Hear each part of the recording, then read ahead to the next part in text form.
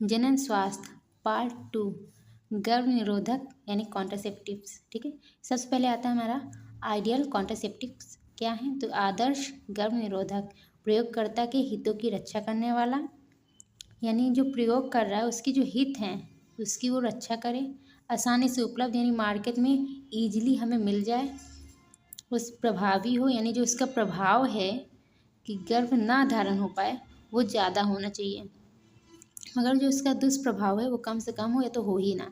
ठीक है, प्रभावी तथा जिसका कोई दुष्प्रभाव ना हो या हो तो कम से कम हो, उपयोगकर्ता की कामेच्छा में बाधक ना हो, यानी जो उपयोग कर रहा है जो उसकी कामेच्छा है यानी जो सेक्सुअल डिजायर है उसमें कोई बाधा ना आए। क्लियर है,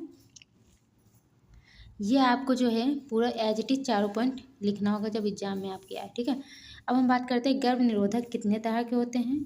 तो हमारे गर्भ निरोधक लगभग 7 तरीके के होते हैं। 1 2 3 4 5 6 7 कितने तरीके के होते हैं? 7 तरीके के होते हैं। क्या? पहला प्राकृतिक, दूसरा रोध यानी बैरियर, तीसरा आयोडीज, फिर मुंह से लेने योग्य, टीका रूप में, अंतरोप, शैल क्रियात्मक विधि। ठीक है, कौन कौन से हैं? प्राकृतिक, रोध, आयुधि, मुंह से लेने योग्य, टीका रूप में, अंतरोपण, शैल क्रियात्मक विधि। ठीक है, अब हम बात करते हैं प्राकृतिक गर्भ निरोधक। प्राकृतिक में कौन कौन से आते हैं उसको भी देखना है। पहले प्राकृतिक जो है वो किस तरीके से काम करते हैं, कौन से प्रिंसिपल्स हैं जिसके ऊपर वो कार्य करता है, आधार उसका क्या है। ठीक है, अंडाणु यानी ओवम एवं शुक्राणु, ओवम एवं शुक्राणु के संगम को रोकने के सिद्धांत पर ये कार्य करता है। किससे? इसका सिद्धांत क्या है तो क्या बताओगे? ओवम और शुक्राणु के संगम को रोकने के सिद्धांत पर ये कार्य करता है। क्लियर है इतना? अब इसके बारे में हम देखेंगे प्राकृतिक गर्भ निरोधक। ठीक है, पहला आवधिक संयम और क्या है? स्तनपान, अनार्तव। ठीक है, आवधिक संयम में क्या है? पीरियड एब्स्टिनेंस, यानी जिसमें माहवारी चक्र के 10वें से 17वें दिन के बीच की अवधि के दौरान मैथुन से बचते हैं, यानी ओवल्यूशन पीरियड 14 डे। अंडोत्सर्जन क्यों? यानी जो 10वें से 17वें दिन के बीच की जो अवधि होती है उसमें जो है फर्टिलाइजेशन करने के चांसेस बहुत ज़्यादा होते हैं, इसलिए हमको इस समय मैथुन करने से बचना चाहिए। अगर मैथुन करना है तो 10वें दिन से पहले करना चाहिए या 17वें दिन के बाद। ठीक है, इसी अवधि को हम निषेच अवधि कहते हैं। क्या कहते हैं? निषेच अवधि। क्यों निषेच अवधि कहते हैं? क्योंकि इस समय निषेचन होता है। ठीक है, इस अवधि के समय मैथुन करने से बचना चाहिए। अब आते हैं स्तनपान अनार्तव यानी लैक्टेशनल एमेनोरिया। क्या बोला? Lactational amenorrhea. यह अवधि कोई भी स्त्री जब उसने अपने बच्चे को जन्म दिया तो इसके बाद जब वो स्तनपान करवा रही है अपनी बेबी को तो उस अवधि 4 से 6 माह तक, कितने माह तक? 4 से 6 माह तक जो चांसेस हैं फर्टिलाइजेशन के या निषेचन के वो बहुत कम होते हैं। इस अवधि के बीच में मैथुन करना सही रहता है। मतलब इसके जो असफल होने के चांसेस है दोनों के ही बहुत ज़्यादा होते हैं। देखो इसमें कोई दुष्प्रभाव लगभग 0 के बराबर, यानी इसमें कोई दुष्प्रभाव नहीं है क्योंकि इसमें कोई हमने यूज ही नहीं किया, कोई हमने रासायनिक पदार्थ या कोई ऐसा बाहरी पार्टिकल यूज किया हो, तो ऐसा कुछ नहीं है। इसमें जो प्राकृतिक तरीके से है जैसे कि हम आवधिक संयम और स्तनपान अनार्तव। ठीक है, यानी इसके जो दुष्प्रभाव बहुत ही कम है, मगर इसके असफल होने की दर, जो इसकी असफल होने के चांसेस हैं बहुत ज़्यादा है। क्लियर है इतना? अब हम आते हैं रौद में बैरियर। इसका यानी प्रिंसिपल क्या है, इसका सिद्धांत क्या है तो क्या लिखना है? ओवम और शुक्राणु को भौतिक रूप से मिलने से रोका जाता है। क्या बोला मैंने? इसका सिद्धांत क्या है? इसका सिद्धांत है कि जो ओवम है और जो शुक्राणु है उसको भौतिक मिलन जो है उसको रोकते हैं। इसमें आता है कॉन्डम, जो कि जो जनन भाग होते हैं, ठीक है, उसको ढकने के काम आता है। और ये जो कॉन्डम है किससे बना होता है? रबर से बना होता है। यह स्त्री और पुरुष दोनों के लिए मार्केट में आपको आसानी से मिल जाएगा। पुरुषों के लिए कॉन्डम जो मशहूर ब्रांड है क्या है, निरोध। निरोध जो ब्रांड जो है बहुत ज़्यादा पुरुषों में लोकप्रिय है। ये क्वेश्चन पूछा जाता है कि पुरुषों के लिए कौन सा कॉन्डम लोकप्रिय है, कौन सा ब्रांड है, क्या बताओगे, निरोध। जो कॉन्डम है वो गर्भ धारण करने से तो रोकता ही है, यानी जो गर्भ धारण ना हो पाए उससे तो बचाता ही है, उसके साथ साथ यौन संचारित रोगों तथा एड्स से बचाता है। किससे, एड्स से बचाता है। ये बहुत इंपॉर्टेंट पॉइंट है, पूछा था ऐसा कौन सा गर्भ निरोधक पॉइंट है, यानी ऐसा कौन सा गर्भ निरोधक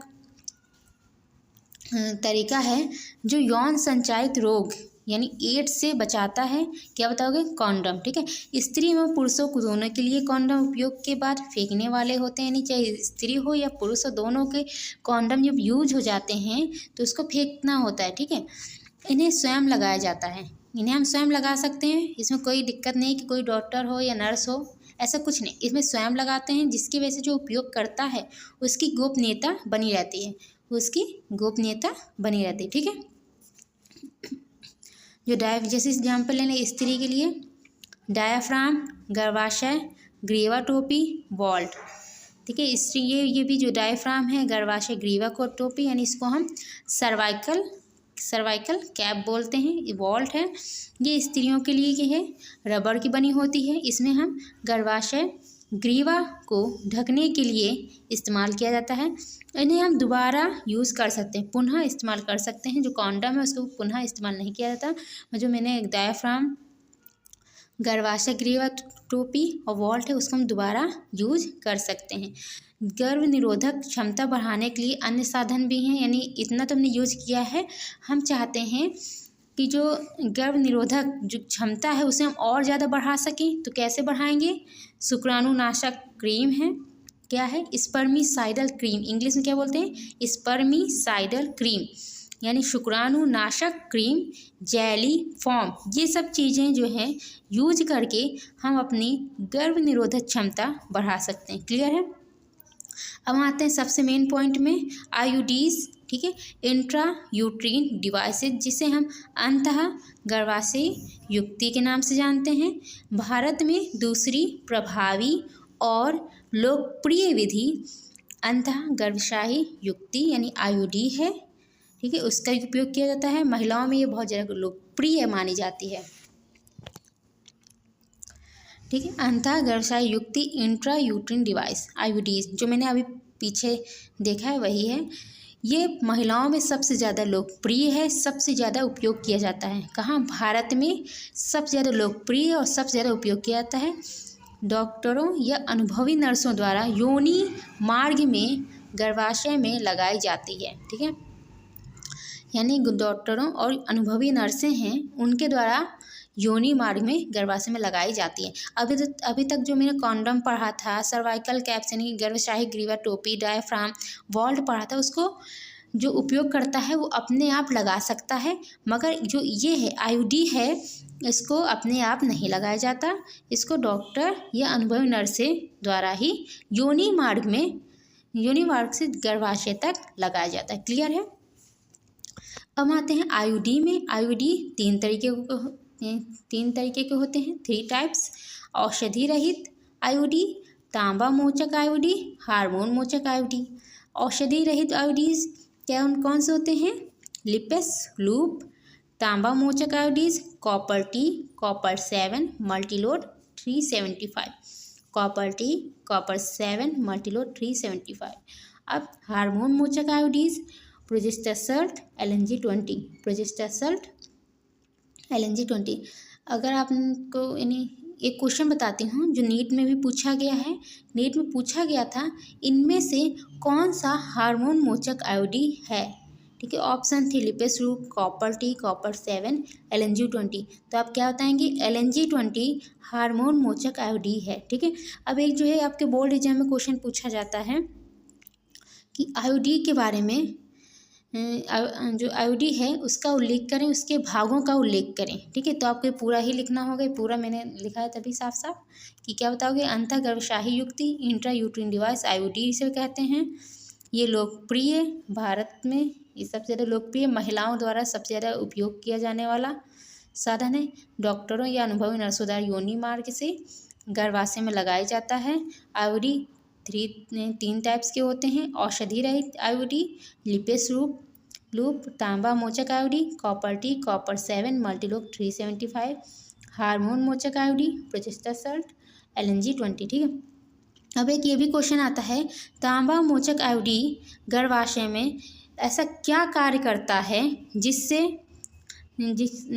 जो है गर्भधारण नहीं होता। तो आप क्या बताओगे, तांबा मोचक आईओडी गर्भाशय के अंदर कॉपर आयन यानी कॉपर का आयन मोचित करने के कारण शुक्राणु की भक्षण, ठीक है, क्या लिखा है, भक्षकाणु क्रिया यानी फैगोसाइटोसिस बढ़ा देती है, जिससे शुक्राणु की गतिशीलता तथा उनकी निषेचन क्षमता कम हो जाती है। यानी तांबा मोचक आयोडीन में क्या होता है कि जो कॉपर आयन है यानी जो कॉपर का आयन है वो कॉपर अपना आयन मोचित कर देता है, जिसके से जो शुक्राणु हैं वो फैगोसाइटोसिस हो जाते हैं। ठीक है, फैगोसाइटोसिस मतलब शुक्राणु को नष्ट कर देता है। ठीक है, जिसकी वजह से जो शुक्राणु हैं उनकी गतिशीलता और उनके निषेचन करने की जो क्षमता है वो कम हो जाती है। इतना क्लियर है ना। अब जो मुंह से लेने योग्य गर्भ निरोधक कौन से हैं, गर्भ निरोधक, तो क्या कहोगे, प्रोजेस्ट्रोजन और या तो प्रोजेस्ट्रोजन प्लस एस्ट्रोजन। यानी हम जो है टिकिया ले सकते हैं प्रोजेस्ट्रोजन की या प्रोजेस्ट्रोजन और एस्ट्रोजन दोनों मिला के थोड़ी मात्रा में मुंह द्वारा टिकिया के रूप में लिया जाता है, जिन्हें हम गोलियां कहते हैं। ठीक है, यही जो प्रोजेस्ट्रोजन और एस्ट्रोजन हैं उनको थोड़ी मात्रा में मुंह द्वारा टिकिया के रूप में लिया जाता है, जिन्हें हम गोलियां कहते हैं और इन्हें हम पिल्स नाम से जानते हैं। ठीक है, किस नाम से, पिल्स नाम से। अब जो सहेली बहुत ज़्यादा मेन टॉपिक है। सहेली है क्या, इसके पॉइंट लिखा है।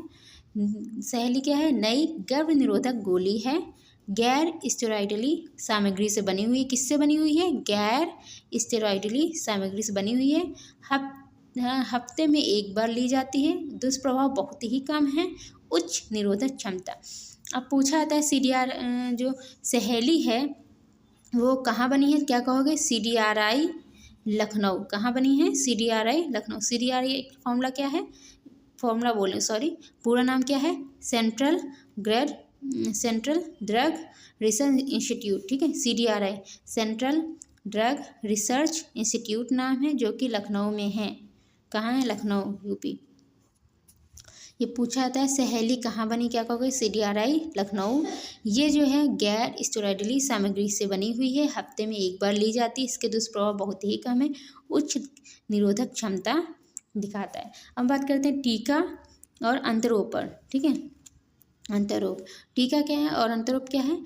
जैसे अगर हम इंजेक्शन द्वारा लेते हैं, यही जो हमने पिल्स में प्रोजेस्ट्रोजन और एस्ट्रोजन या प्रोजेस्ट्रोजन या एस्ट्रोजन के साथ जो लिया है, अगर उसको हम इंजेक्शन द्वारा लेते हैं, किसके द्वारा, इंजेक्शन द्वारा, तो उसे हम टीका बोलते हैं। और सी को हम इम्प्लांट करा लेते हैं, यानी अपने मसल्स के अंदर डलवा लेते हैं, त्वचा के नीचे, तो उसे हम अंतरोप कहते हैं। ठीक है, अंतरोप।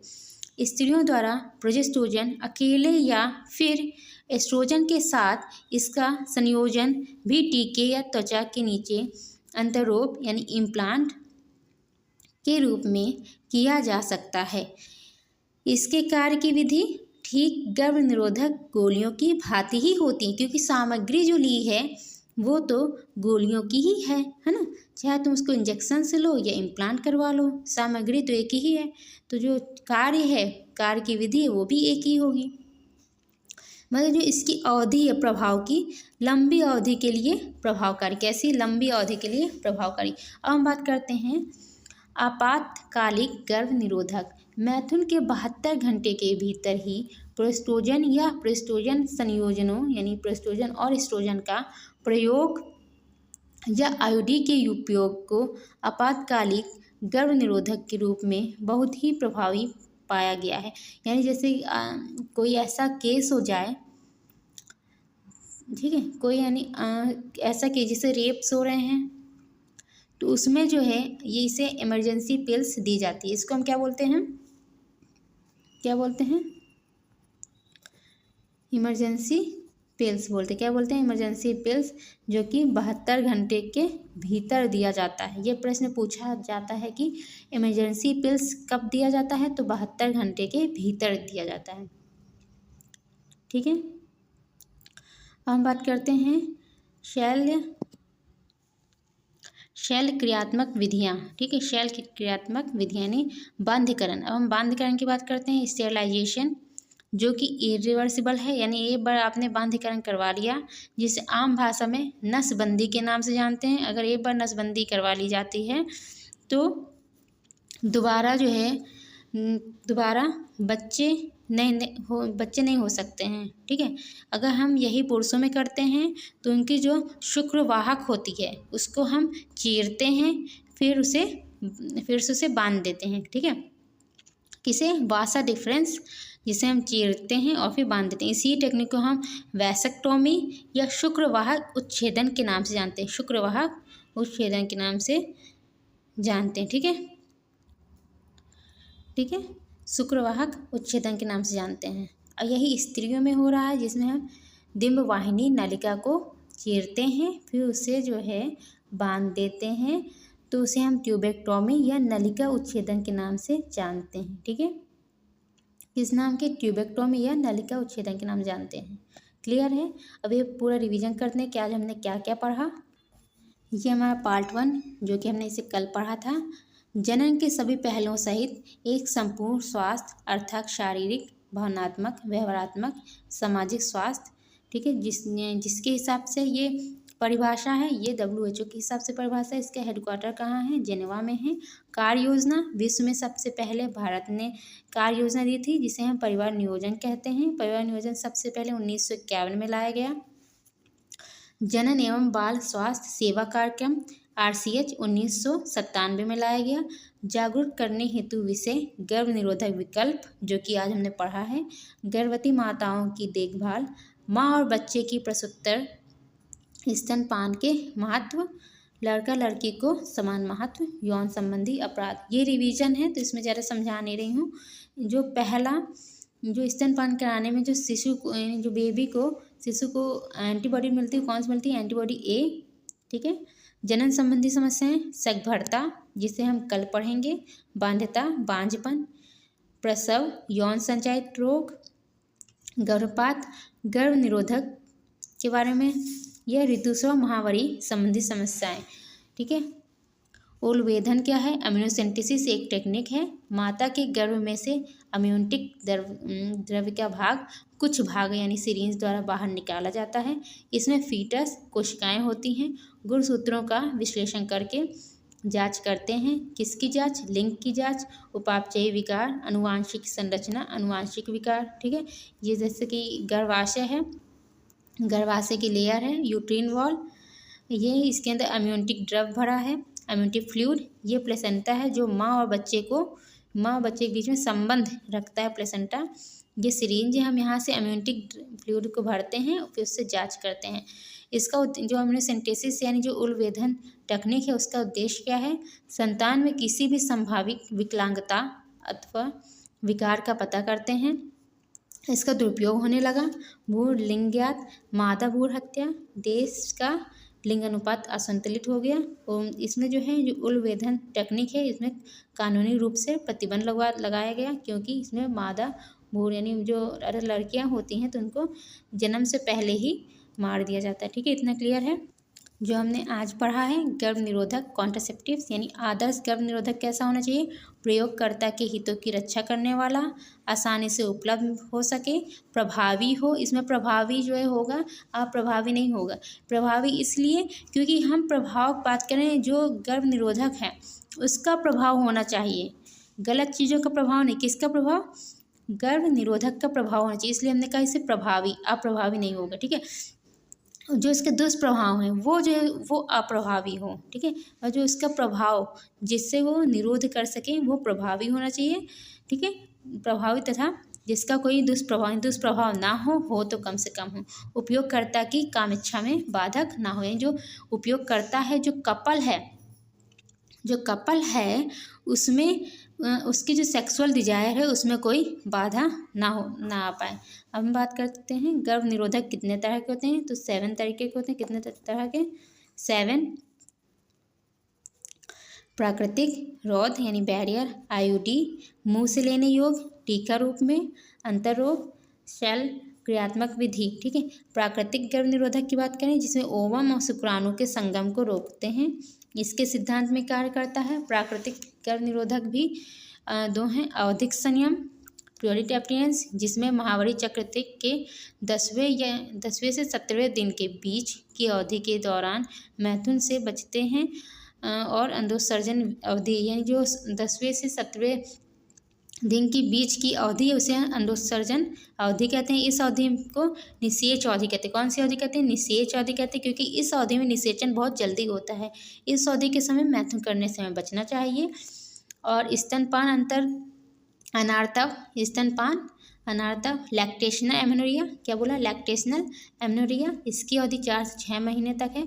कोई भी यानी माँ अपने बच्चे को 4 से 6 महीने तक जब तक दूध पिलाती है, स्तनपान करवाती है, तब तक जो है जो गर्भ धारण करने की जो क्षमता होती है बहुत कम होती है। ठीक है। अब जो प्राकृतिक हमने पढ़े हैं, प्राकृतिक गर्भ निरोधक, इसके दुष्प्रभाव लगभग 0 के बराबर हैं। इसके असफल होने की दर बहुत अधिक होती है, क्योंकि इसमें कोई रासायनिक पदार्थ का तो यूज किया नहीं है। रॉथ यानी बैरियर, ओवम और शुक्राणु को भौतिक रूप से मिलने से रोका जाता है। इसमें कॉन्डम आता है। कॉन्डम स्त्रियों के लिए भी होता है, पुरुषों के लिए भी होता है। ये रबड़ की बनी होती है। इसका काम होता है जो जनन भाग है, जो जनन अंग है उसको ढकना। ठीक है। पुरुषों के लिए कॉन्डम जो कि बहुत लोकप्रिय है, कौन सा लोकप्रिय है? निरोध है। कॉन्डम यौन संचारित रोगों तथा एड्स से बचाव करता है। ये प्रश्न पूछा जाता है कि ऐसा कौन सा गर्भ निरोधक है जो एड्स से बचाव करता है? क्या बताओगे? कॉन्डम है। ठीक है। स्त्री एवं पुरुष दोनों के लिए कॉन्डम उपयोग के बाद फेंकने वाले होते हैं। इन्हें स्वयं लगाया जा सकता है। उपयोगकर्ता की गोपनीयता बनी रहती है। स्त्रियों के लिए कुछ और हैं गर्भ निरोधक रोध, डायाफ्राम, गर्भाशय ग्रीवा टोपी, वॉल्ट, ये रबड़ की बनी होती है। गर्भाशय ग्रीवा को ढकने के लिए होता है। इसको हम पुनः यूज़ कर सकते हैं, इसे हम पुनः इस्तेमाल कर सकते हैं। अब हमको गर्भ निरोधक क्षमता और बढ़ानी, इसको हम यूज कर रहे हैं। मगर हमको और ज़्यादा अपनी गर्भ निरोधक क्षमता बढ़ानी है, तो बढ़ाने के लिए अन्य साधन भी हैं। शुक्राणुनाशक क्रीम, जेली और फोम। हम बात करते हैं आईयूडी यानी अंतः गर्भाशयी युक्ति। ठीक है। भारत में दूसरी प्रभावी और लोकप्रिय विधि अंतः गर्भाशयी युक्ति है। आईयूडी यानी इंट्रा यूट्रीन डिवाइस होता है। ठीक है। लोकप्रिय विधि सबसे ज़्यादा उपयोग में यानी महिलाओं द्वारा सबसे ज़्यादा उपयोग किया जाता है। डॉक्टरों या अनुभवी नर्सों द्वारा योनि मार्ग से गर्भाशय में लगाई जाती है। किसके? डॉक्टरों या अनुभवी नर्सों द्वारा योनि मार्ग से गर्भाशय में लगाई जाती है। यानी जो हमने बैरियर पढ़ा है, बैरियर जो है खुद लगाया जाता है, मगर आईयूडी क्या होता है? इसको डॉक्टर या नर्सों द्वारा ही लगाया जाता है। आईयूडी के 3 प्रकार होते हैं: औषधि रहित आईयूडी, लिपेस लूब, तांबा मोचक IUD, copper T, copper 7, multiload 375, hormone मोचक आईयूडी, प्रोजेस्टेरोन, LNG 20। ये सभी नाम आपको याद करना है। जो मैंने ग्रीन पेन से लिख रही हूँ उसे आपको याद करना ही हो। ठीक है। जितने भी ग्रीन पेन से लिखे गए हैं उसे आपको याद करना ही है। तांबा मोचक आईयूडी गर्भाशय के अंदर कॉपर आयन, क्या बोला मैंने? तांबा मोचक आईयूडी गर्भाशय के अंदर कॉपर का आयन मोचित करने के कारण शुक्राणुओं की जो फैगोसाइटोसिस है यानी जो भक्षण करने की क्षमता है उसको बढ़ा देती है। ठीक है। फैगोसाइटोसिस बढ़ा देती है, जिससे शुक्राणुओं की गतिशीलता तथा उनकी निषेचन क्षमता कम हो जाती है। जो निषेचन क्षमता है वो कम हो जाती है। ठीक है। क्लियर? मुंह से लेने योग्य गर्भ निरोधक क्या है? प्रोजेस्ट्रोजन या प्रोजेस्ट्रोजन के साथ एस्ट्रोजन। यही 2 चीज़ हम इंजेक्शन द्वारा भी लेते हैं, यही 2 चीज़ हम इम्प्लांट भी करते हैं। कौन कौन से? प्रोजेस्ट्रोजन या प्रोजेस्ट्रोजन प्लस एस्ट्रोजन। ये कैसे होते हैं? ये स्टेरॉइड इन नेचर होते हैं, यानी प्राकृतिक रूप से स्टेरॉइड से बने होते हैं। थोड़ी मात्रा में मुंह द्वारा टिकिया के रूप में लिया जाता है, जिन्हें हम गोलियां कहते हैं। क्या कहते हैं? गोलियों के नाम से जानते हैं।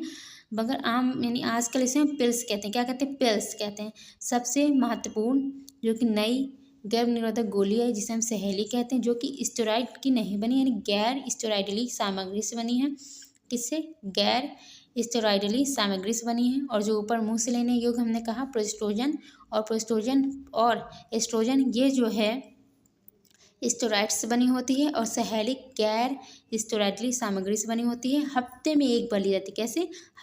हफ्ते में एक बार ली जाती है। दुष्प्रभाव बहुत कम है, उच्च निरोधक क्षमता है। जो सहेली है वह यूपी के लखनऊ में CDRI में बनी है।